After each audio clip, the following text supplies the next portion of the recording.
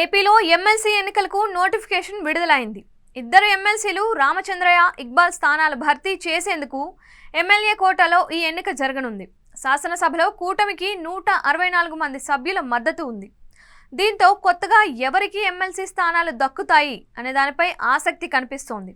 తాజాగా పవన్ కళ్యాణ్తో చంద్రబాబు చర్చల తరువాత ఇద్దరు ఎమ్మెల్సీ అభ్యర్థులను ఖరారుపైన ఒక నిర్ణయానికి వచ్చినట్లు తెలుస్తోంది.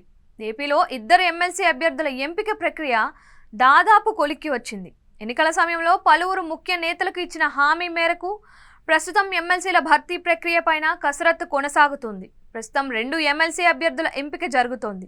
ఇద్దరు ఎమ్మెల్యే కోటా కావడంతో ఏకగ్రీవంగా కూటమి నుంచి ప్రతిపాదించిన అభ్యర్థులే విజయం సాధించడం లాంఛనంగా మారింది.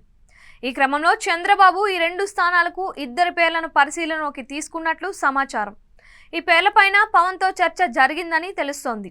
పవన్కు పిఠాపురం సీటు ఖరారు సమయంలో అక్కడ టీడీపీ ఇన్ఛార్జిగా ఉన్న వర్మకు ఎమ్మెల్సీ సీటు ఇస్తామని చంద్రబాబు హామీ ఇచ్చారు.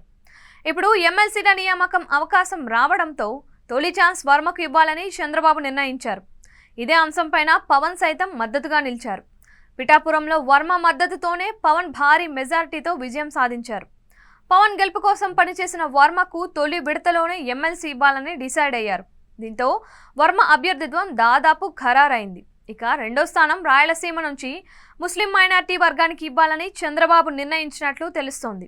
అందులో భాగంగా వైసీపీ నుంచి టీడీపీలో చేరే సమయంలో తన ఎమ్మెల్సీ పదవికి రాజీనామా చేసిన మాజీ పోలీస్ అధికారి ఇక్బాల్కే మరోసారి అవకాశం ఇవ్వాలనేది చంద్రబాబు ఆలోచనగా మారింది. ఇక్బాల్ అభ్యర్థిత్వం ఖరారు పైన పవన్తోనూ బీజేపీ నేతలతోనూ చంద్రబాబు చర్చించిన తరువాత తుది నిర్ణయం ప్రకటించనున్నారు. వైసీపీకి సంఖ్యాబలం సభలో లేకపోవటం, కూటమి నుంచి పోటీలో నిలబడే ఇద్దరు అభ్యర్థులు ఏకగ్రీవంగా గెలవటం లాంఛనంగా మారుతోంది.